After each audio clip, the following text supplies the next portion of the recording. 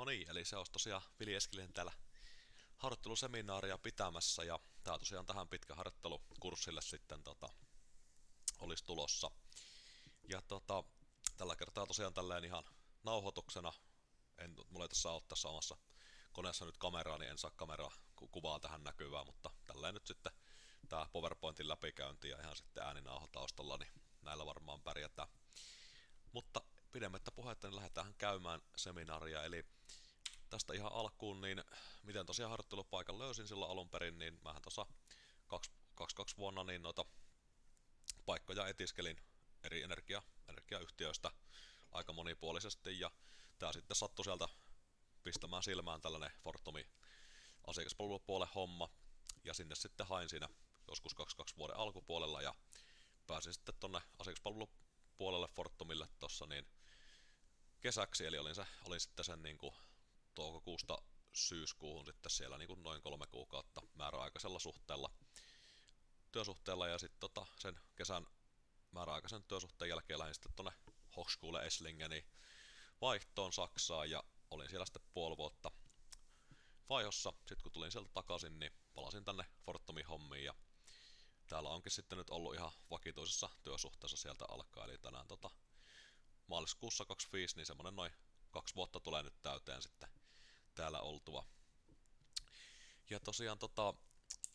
vähän tästä Fortumista tähän alkuun taustaa, että kyseessähän on tosiaan Suomen yksi isoimpia yrityksiä, liikevaiholtaan Pohjoismaiden suuri energiayhtiö, ja liiketoimintaan kuuluu monta eri sektoria, mutta isompina on just energian tuotanto ja sitten toi sähkön vähittäiskauppa. Ja Fortumillahan on historiaa sen verran, että ollaan oltu valtio-omisteinen yhtiö aikoinaan Imatran Voima, ja sitten tuossa 2000-luvun vaihteessa syntyi sitten Fortum, missä valtio on kuitenkin enemmistöomistajan edelleen, mutta siellä on sitten muitakin omistajia mukana. Ja tosiaan 2 miljoonaa asiakasta Pohjoismaissa yhteensä, että ollaan ilmeisesti Pohjoismaiden isoin yritys, mitä jos asiakas niin kuin määriä katsotaan. Ja meillä tosiaan löytyy sekä noita yksityisen puolen kuluttajia, että ihan erikokoisia kotitalouksia, ja myös sitten näitä ihan eri suuruisia yrityksiäkin. Ihan kaikista pienistä kahviloista tuonne isoihin teollisuusyrityksiin, niin meidän kyllä sähköä käyttää. Ja tosiaan omistajuus on tällä hetkellä niin, että Suomen valtio omistaa enemmistön Fortumista, mutta siellä on sitten myös mukana paljon muitakin suuria omistajia. Siellä on lähinnä, mitä on katsonut, niin pankkeja ja eläkeyhtiöitä, mitkä omistaa sitten isompia osuuksia, ja sitten on muutamia tällaisia ihan henkilösijoittajiakin, joilla on enemmän omistuksia sitten. Ja työntekijöitä tuommoinen noin 4500 tällä hetkellä. Toimitaan pääasiassa Pohjoismaissa, mutta sitten toki on noita eri kokoisia toimintoja, löytyy Virosta, Puolasta, Intiasta, Iso-Britanniasta. Sitten oli muun muassa Alankomaissa ainakin, ja olikohan jossain päin Etelä-Amerikkaakin taisi olla jotain pientä liiketoimintaa, mutta kuitenkin vois puhua varmasti ihan niin kuin globaalista yrityksestä, kun näin monissa maissa on kuitenkin toimintaa. Ja sitten toki Venäjällähän Fortumilla aiemmin oli ihan miljardien euroja edestä noita liiketoimintoja, mutta ne tuossa sitten 2 vai 2-3 vuoden puolella sitten alas kirjattiin, ja nehän sitten Venäjän valtio otti omistukseensa, että ne ei ole enää Fortumilla sitten niin kuin nämä toiminnot hallinnassa. Ja tuossa 24 vuonna niin liikevoitto oli noin 1178 miljoonaa euroa, että näistä Uniper ja Venäjä sekoiluista sun muista huolimatta, niin edelleen erittäin kannattava yritys Fortum on, ja on tosiaan onnistuttu pitämään tämmöinen kattava asiakaskunta ja myös aika hyvin pitämään tämä nykyinen markkina-asema. Ja tosiaan minkälaisia hommia mä sitten tällä Fortumilla tein, niin ihan siis asiakaspalvelutyötähän se oli, että siellä sitten niin kuin asiakkaiden yhteydenottoihin vastattiin, ja siellä sitten aina milloin mitäkin asioita tuli, niin niitä sitten pyrittiin tietenkin parhaan mukaan hoitamaan ja vastaamaan sitten asiakkaiden ongelmiin ja kysymyksiin. Ja täällä tosiaan niin muutamia laitoin tämmöisiä, mitä nyt ehkä eniten tuli tehtyä, mutta siellä oli kyllä varmasti paljon muitakin sitten, mutta tästä jos lähtee niin kuin muutamia asioita luettelemaan, niin useasti oli laskutukseen liittyviä asioita, että maksuaikaa esimerkiksi tarvittiin myöntää jollekin laskuille, tai sitten laskuissa oli vähän epäselvyyksiä, niin piti käydä niitä sitten läpi niin kuin asiakkaalle, että mistä se lasku vaikka koostuu, ja joskus saattoi olla vaikka, että laskussa oli joku virhe, siinä oli jäänyt vaikka kirjaamatta joku asia, niin sitten se piti taas lähettää niin kuin korjattavaksi, että asiakas saa sitten lasku, missä on ne oikeat hinnat siellä, ja tämän tyylisiä asioita monesti oli nämä laskuihin liittyvät asiat, ja sitten toki oli joskus tämmöisiäkin vaikka, että lasku oli lähetetty väärään osoitteeseen, tai tai jostain muusta syytä se ei ole vaikka ollut asiakkaalle päätynyt, ja sitten taas piti selvitellä sitä, että onko sitten asiakas itse vastuussa vai onko se Fortumin niinku korvausvelvollisuus sitten semmoisessa tilanteessa. Ja sitten näitä sopimusasioita tietenkin paljon, eli uusia sopimuksia tehtiin, oli ihan tämmöinen erillinen niinku muuttolinja muun muassa, mihin voi aina asiakkaat soittaa tehdä sitten uusia sopimuksia, jos on vaikka muuttamassa uuteen paikkaan tai sitten haluaa vaikka Fortumin sopimuksen siirtää toiseen kohteeseen, niin tällaisia kaikkia uusia sopimuksia myös sitten olemassa olevien siirtämistä, ja tietenkin sitten myös jos sopimuksia tarvittiin päättää jostain, niin semmoisetkin myös sitten hoidettiin, tai jos tarvittiin vaikka sopimusta muuttaa toisen tyyppiseen, tai sieltä sopimukselta vaikka joku tietty palvelu tai etu poistaa, niin tämmöiset kaikki sitten muokkaukset tehtiin myös tuolta sitten sopimuslinjan puolelta. Ja sitten toki reklamaatioita monenlaisista tapauksista, jos vaikka oli just tämmöisiä, että oli mennyt lasku väärään osoitteeseen tai jossain sopimuksessa ei ollut jotain, mitä oli sovittu, tai asiakkaalla oli jossain tilanteessa vaikka tullut joku väärinkäsitys jostain tai joku muu tämmöinen tilanne, niin sitten niitä reklamaatioita kirjattiin ja sitten niitä laitettiin niin kuin eteenpäin selvitykseen, että mitä se asian kanssa voidaan sitten tehdä niin kuin sen ratkaisemiseksi. Ja muita kaikenlaisia selvityksiä myös sitten esimerkiksi vaikka jonkin tietoturvaan tai vastaaviin liittyen. No sitten kuolinpesiä myös oli aika paljon, eli monesti sitten jos vaikka oli ollut vanhempi asiakas, jolla oli niin kuin toi sopimus nimissään ja oli sitten kuollut, niin sitten yleensä heidän joku omainen soitti ilmoitti sitä hänen kuolemasta, ja sitten se käsiteltiin niin, että se sopimus merkattiin sinne kuolinpesäksi ja tehtiin siihen kaikki sitten tarvittavat kirjaukset, ja sitten yleensä katsottiin aina, että sopimus voitiin joko siirtää toisen henkilön nimiin tai sitten jatkaa sitä sillä kuolinpesän nimissä siksi aikaa, että se sitten saadaan noin pesän selvitykset ja muut tehtyä ja sitten taas palattua asiaa. Eli tällaisia kuolinpesätapauksiakin aika paljon siellä kyllä tuli käsiteltyä, ja sitten näitä niinku asiakkaiden henkilötietoja, jos vaikka oli sähköposti tai puhelinnumero tai muu vaikka vaihtunut tai osoite vaihtunut tai muu, niin sitten oli tällaisia päiviteltiin, ja jos oli tullut vaikka jonnekin tietoihin joku kirjoitusvirhe tai muu, niin semmosia myös sitten korjailtiin sieltä. Ja sitten näitä teknisen tuen apuja, eli kaikkia meidän sovelluksia ja palveluita, missä oli vaikka jotain ongelmia vaikka kirjautumisen kanssa tai jotain tietoja vaikka ei näkynyt oikein tai muuta, niin tämmöisiä sitten annettiin taas teknistä tukea ja ehkä sitten kirjattiin eteenpäin kaikkia tikettejä ja toimeksiantoja siitä, että miten se asiakkaan asia saadaan korjattua ja tällaisia teknisen puolen asioita. Ja sitten toki oli myös että puheluita tuli aina sitten niin kuin eri paikoista eri asioilla, ja mulla esimerkiksi ei niitä yrityspuolen koulutusta ollut, niin mä en pystynyt sitten niin yritysasiakkaita auttamaan, että sitten piti aina heitä sitten vaan niin ohjata oikeaan linjaan, ja samoin sitten oli noita ruotsinkielisiä asiakkaita, joita kun itse kun en ruotsia puhu, niitäkin ohjasin sitten ruotsinkieliseen linjaan aina, ja perintäasiat myös sitten toisen yhtiön kautta, niin tällaisia yleensä sitten siirrettiin aina toiselle firmalle tai sitten toiseen niin kuin Fortumin osastoon. Ja sitten tämmöisiä, monesti ihmiset soitti myös tämmöisillä ihan yleisillä kysymyksillä, niin kuin vaikka, että mitä sähköhinta on sillä hetkellä, tai minkälainen olisi paras sopimus sillä hetkellä ottaa, tai minkälainen sopimus heillä sillä hetkellä on, jos ei vaikka ollut ihan varma, että mikä tilanne siellä on. Ja sitten toki sähkömarkkinoista myös vaikka ennusteet, että paljonko tulee sähkö maksaa talvella, tai minkälainen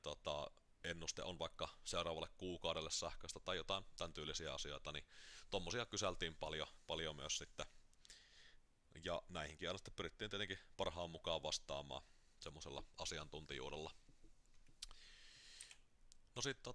tästä perehdytyksestä vähän, niin meillähän oli alussa semmoinen kattava useamman viikon mittainen perehdytys, missä käytiin läpi, että minkälaisia tuotteita, palveluita Fortum myy ja miten ne toimii, mitä ne maksaa, kelle niitä pystyy myymään ja kaikki tällaiset niin kuin perusasiat näihin liittyen. Ja sitten myös tietenkin kaikki tämmöiset niin kuin provisiomallit ja palkkamallit ja muut käytiin sitten läpi, että miten maksetaan milloinkin mistäkin aina korvauksia. Ja sitten käytiin tämmöisiä asiakastilanteita läpi erilaisia, että jos asiakas soittaa jollain tietyllä asialla tai soittaa sellaisella, asiakas on pikkusen vaikka vihainen jostain asiasta tai surullinen tai muuten vaikka silleen vähän hankalaa, että käyttäytyy vaikka vähän huonosti, niin miten sitten tämmöisessä tilanteessa niin kuin reagoidaan siihen, miten se tilanne saadaan otettua niin kuin haltuun.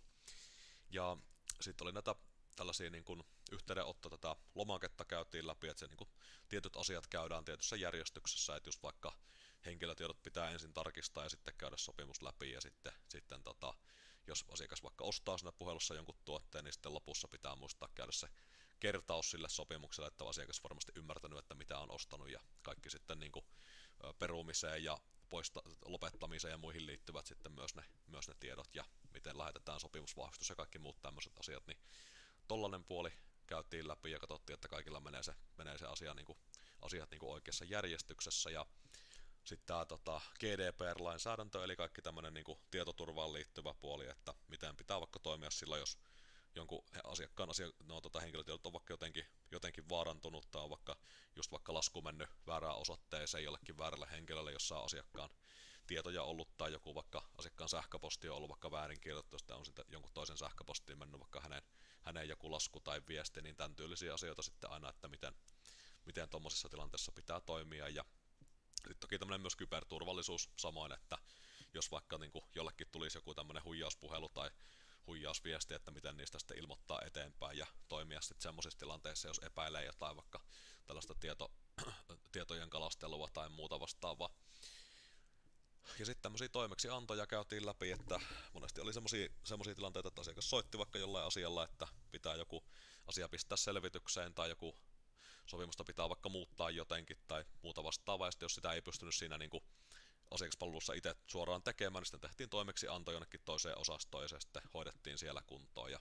siinäkin sitten just käytiin läpi, että mitä tietoja niihin toimeksiantoihin pitää kirjata ja mitä siltä asiakkaalta pitää saada kysyttyä ja kaikki tämmöiset asiat silleen, että ne asioiden hoitaminen sitten niille muillekin on mahdollisimman helppoa, ei tarvitse kysellä sitten erikseen lisätietoja vielä. Ja sitten paljon käytiin tämmöisiä niin sanottuja soft skills-taitoja paljon, eli semmoista tunneälyä, että miten aina tietyissä tilanteissa kannattaa reagoida ja toimia ja sitten muistaa kuunnella asiakasta ja aina pyrkiä just myymään tarpeeseen ja reagoimaan niihin asiakkaan sanomiin asioihin ja sitten aina jos asiakas vaikka käy jotain asioita läpi, niin muistaa kerrata niitä sitten, että tulee semmoinen kuva, että on kuunneltu ja ymmärretty mitä asiakas sanoo ja tämän tyylisiä juttuja paljon sitten, että varmasti tätä tämän työn tämmöistä just sosiaalista puolta enemmän sitten, että miten saadaan semmoinen hyvä luottamus ja hyvä asiakaskokemus sitten luotua siellä puhelussa. Ja sitten myös tämmöisiä uhkaavia tilanteita, jos tuli vaikka vastaan, missä jos vaikka joku asiakas vaikka uhkasi jollain väkivallalla tai uhkasi vaikka jotenkin satuttaa itseään tai tämän tyylisiä asioita, niin silloin miten niistä kannattaa ilmoittaa eteenpäin. Ja myös sitten jos vaikka asiakas käyttäytyi hyvin huonosti ja ei suostunut millään sitä lopettamaan, niin myös sitten, että missä tilanteessa voi puhelun sitten katkaistakin, jos se tilanne ei sillä korjaannu, että asiakasta pyytää sitten lopettamaan sen vaikka haukkumisen tai muun vaikka tämmöisen raivoamisen siinä puhelussa. Ja tällaiset oli ehkä näitä pääjuttuja, mutta siinä käytiin kyllä sitten tällaisia koulutuksia ja kertauksia siinä ihan työsuhteen aikana ihan säännöllisesti, että varmaan useamman kerran kuukaudessahan näitä oli ja nämä pidettiin tällä ihan Teamsin kautta sillään livenä, että oltiin sitten kaikki siellä paikan päällä tai sitten ihan tallenteena, että oli semmoinen itse koulutusaika sitten varattu aina kalenterista ja siinä aikana sitten käytiin joku tallenne katsomassa, mistä sitten pystyi ne pääasiat käymään läpi ja kouluttautumaan sitten niihin. Ja sitten tietenkin noita just perehdytyksen asioitakin kerrottiin aina vähän, että nekin pysyy sitten silleen virkeänä mielessä. Nämä koulutukset liittyy aika usein kyberturvallisuuteen, just tämmöisiin kaikkiin tietojen kalasteluihin ja siihen, että muistaa miten niitä tietoja kannattaa käsitellä ja muistaa, että ei klikkaile mitään vaikka tuntemattomia linkkejä tai viestejä eikä anna omia tietoja vahingossa mihinkään vieraille sivustoille. Ja sitten jos tuli tämmöisiä markkinatilanteen muutoksia, vaikka jotain, että sähköhinnat vaikka pomppas yhtäkkiä tai Fortumin liiketoiminnassa tuli joku muutos tai joku vaikka sopimusmalli esimerkiksi poistui vaikka myynnistä tai muuta vastaavaa, niin tämmöisistä monesti sitten pidettiin koulutuksia, että jos sitten asiakkaat vaikka niistä alkoi kyselemään paljon, niin sitten, että miten siinä tilanteessa kannattaa sitten viestiä ja kertoa se asia, että saadaan mahdollisimman hyvin se sitten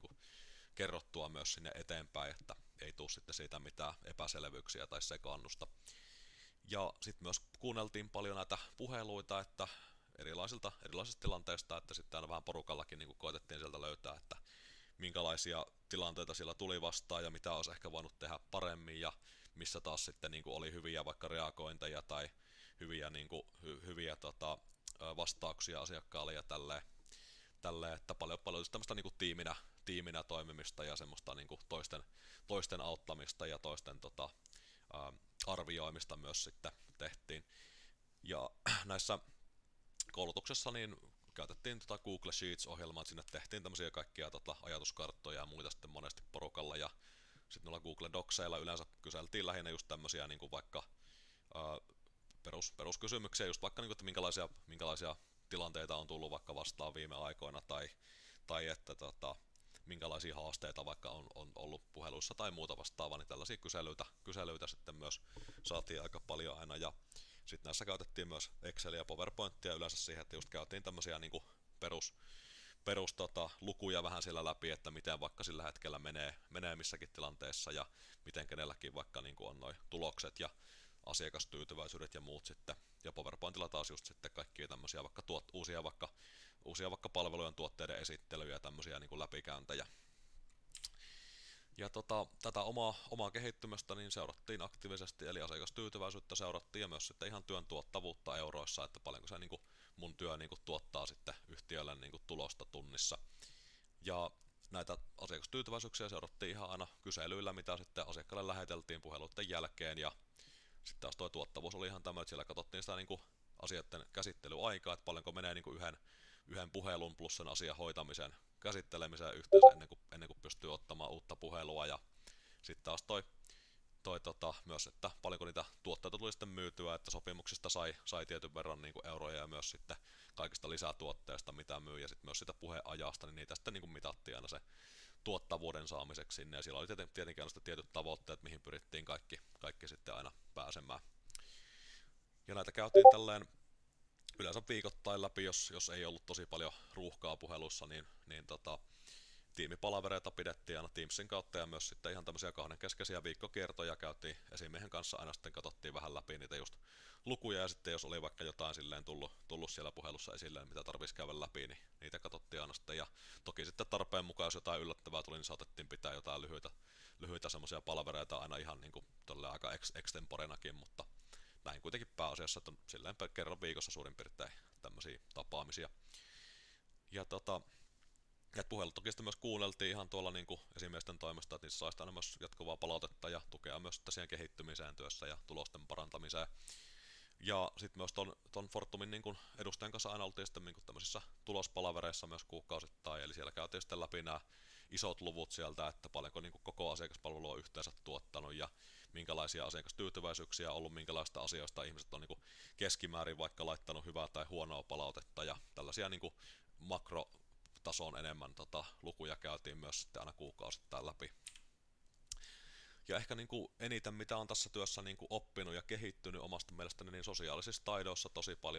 tosi paljon parantunut, että tosi paljon niin kuin erilaisten ihmisten kanssa pystyy tulemaan toimeen ja on paljon silleen itsevarmempi ja rohkeampi sosiaalisissa tilanteissa. Sitten kaikki tämmöinen myyntineuvottelutaito, että pystyy niin kuin osaa perustella asioita ja osaa kuunnella ja myydä just silleen tarpeeseen asiakkaille, ja aina löytää vähän niin kuin sieltä niitä just parhaita niin kuin argumentteja sitten jonkun vaikka sopimuksen myyntiin. Ja sitten toki näitä Microsoft Office-ohjelmista on tullut käytettyä aika paljon, että siinä just Excelin tilastoidaan kaikenlaista ja PowerPointteja sitten käytetään just koulutuksissa ja tällaisissa muissa. Ja sitten tiimityöskentelyä myös silleen, että paljon sitten kysellään niin kuin apua kavereilta, jos ei kaikkea itse muista tai tiedä aina, ja silleen käydään just toisten puheluita läpi ja kaikkia just tuloksia, että saadaan sitten aina niin kuin pidettyä se tiimihenki ja semmoinen tulos myös sitten hyvänä. Ja myös sitten paljon niin kuin itsearviointia on saanut tehdä ja ottaa myös sitten palautetta vastaan ihan niin tiimiläisiltä kuin myös sitten esimiehiltäkin, että on sitä kautta myös sitten kehittynyt ja oppinut, että miten siitä palautteesta saa niin kuin mahdollisimman paljon irti siihen omaan tekemiseen. Ja tämä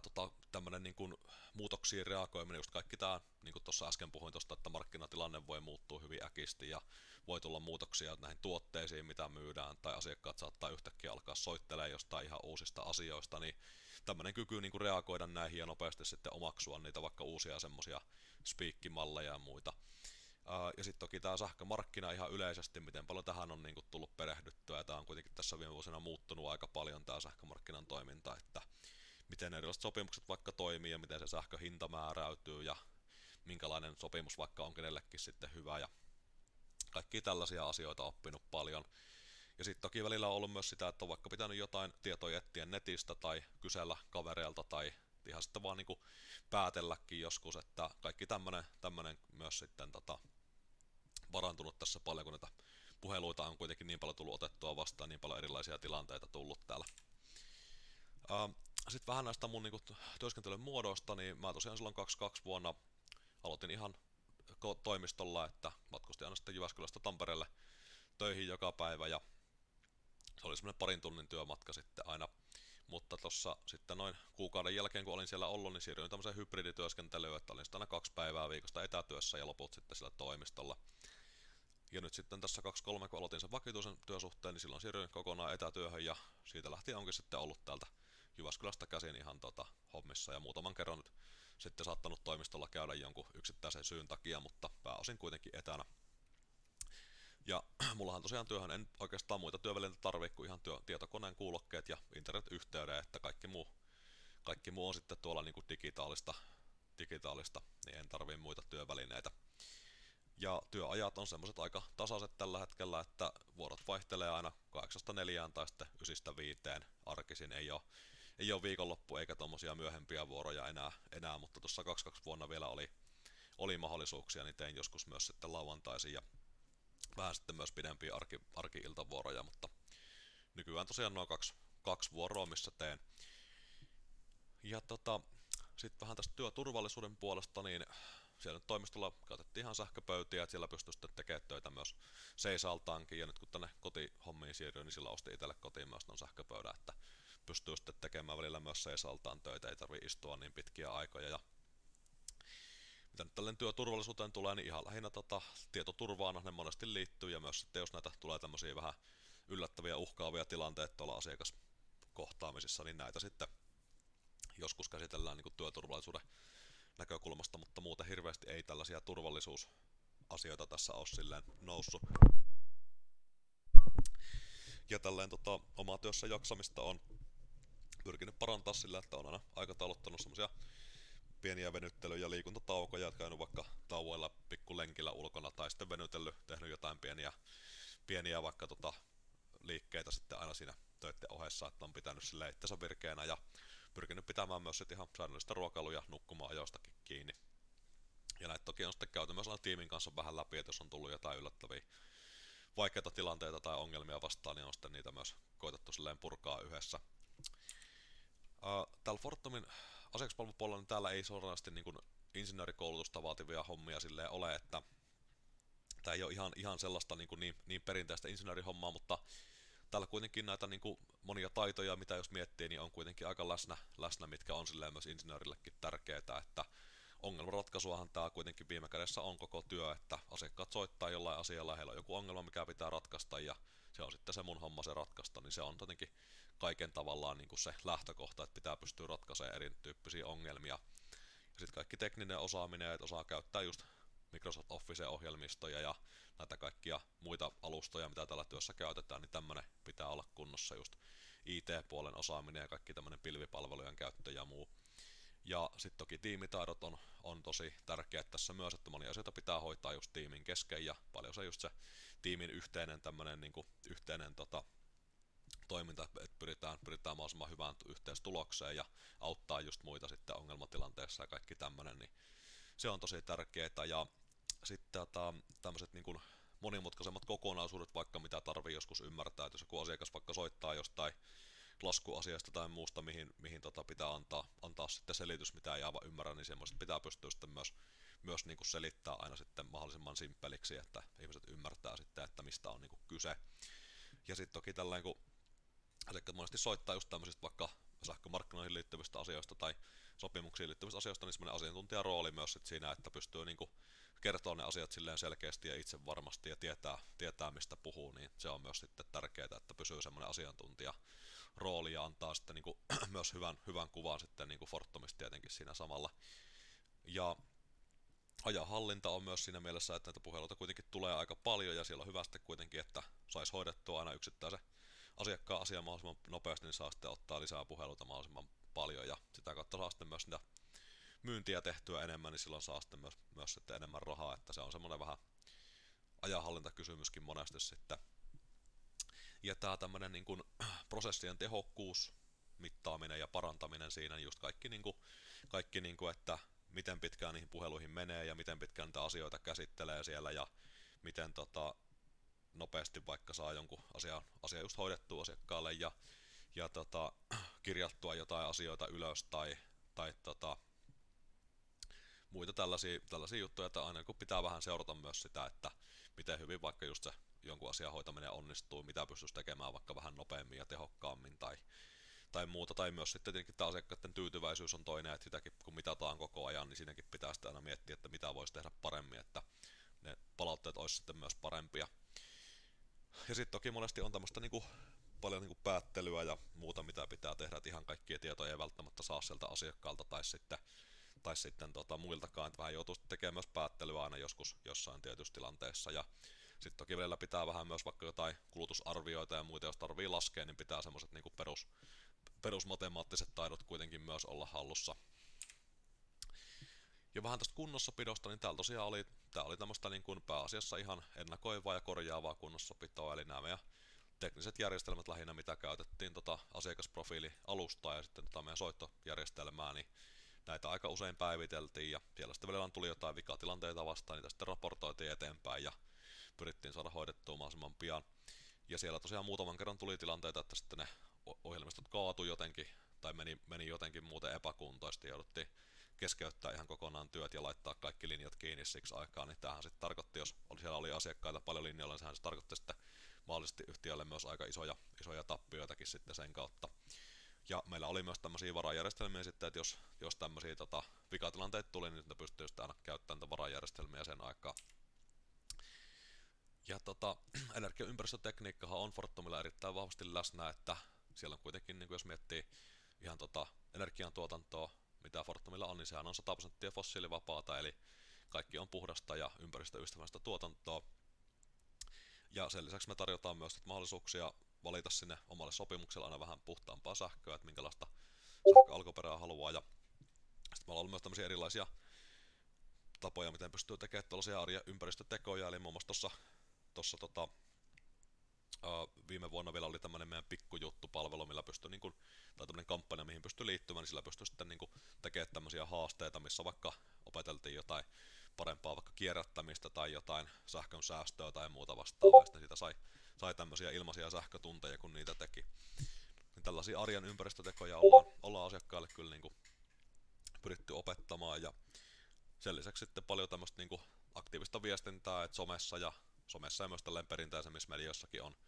on Fortumilla paljon toimintaa, ja ne monesti on tällaisia markkinakatsauksia ja uutisia ja vaikka uusien sopimusten esittelyjä ja tällaisia, ja siellä myös sitten monesti annetaan just vinkkejä vaikka, että miten voi hukkaa vähentää tai vaikka just pienentää omaa hiilijalanjälkeä tämmöisellä pikku arjen teoilla. Ja meillähän on sitten sähkön lisäksi myös näitä muitakin palveluita, mitä pystyy käyttämään, että muun muassa tällainen meidän mahdollisuus, jos on aurinkopaneelit kotona, niin voi sitten ostaa kotiin ihan semmoisen sopimuksen, millä pystyy sitten myymään niin kuin Fortumille sitä omaa ylijäämätuotantoa, ja tällainen pystyy tukemaan sitten myös tämmöistä hajautettua sähkön tuotantoa. Ja tämän lisäksi meillä on sitten myös näitä palveluita, millä pystyy sähköauton lataamista hallinnoimaan, parantamaan, ja sitten kaikkia tämmöisiä sovelluksia ja muita työkaluja, millä pystyy vaikka energian kulutusta mittaamaan tai vaikka vähän sieltä sitten katsomaan, että miten sitä pystyy sitten vaikka ajoittamaan ja parantaa sitten oman sähkön käyttöön niille vaikka halvemmille ajoille, jos sattuu olemaan pörssisähkösopimus kotona. Ja meillähän on toimintaa kuitenkin lukuisissa eri maissa, niin kuin tuossa alussa kävin, että ihan globaali yhtiö, ja kehitetään erilaisia puhtaan energian kehityksen kestävän tulevaisuuden ratkaisuja siellä yleensä just yhteistyössä paikallisten yritysten kanssa, ja tämä on hyvin monipuolista tämä Fortumin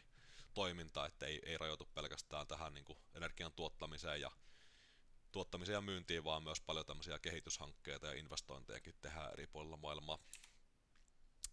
Mutta tähän loppuu vielä vähän yhteenvetoa, että mitä tosiaan jäi käteen ja mitä on ajatellut sitten jatkoon, niin tämä oli omasta mielestä tosi mielenkiintoinen ja hyvin erilainen tapa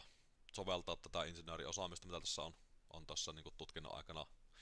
kerännyt, että silleen hyvin erilainen työ, mitä olen itse niin kuin aiemmin tehnyt, ja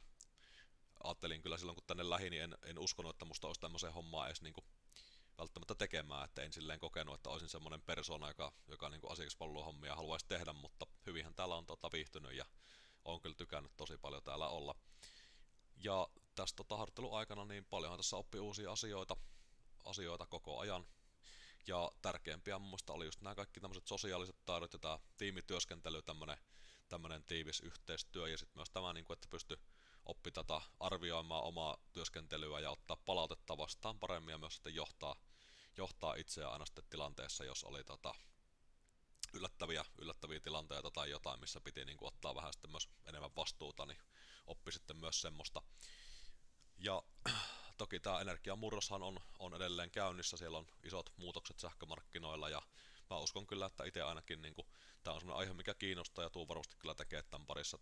töitä vielä jatkossakin, että just sähkön tuotanto ja myynti on semmoisia aiheita, mitkä kyllä itseään niin kiinnostaa.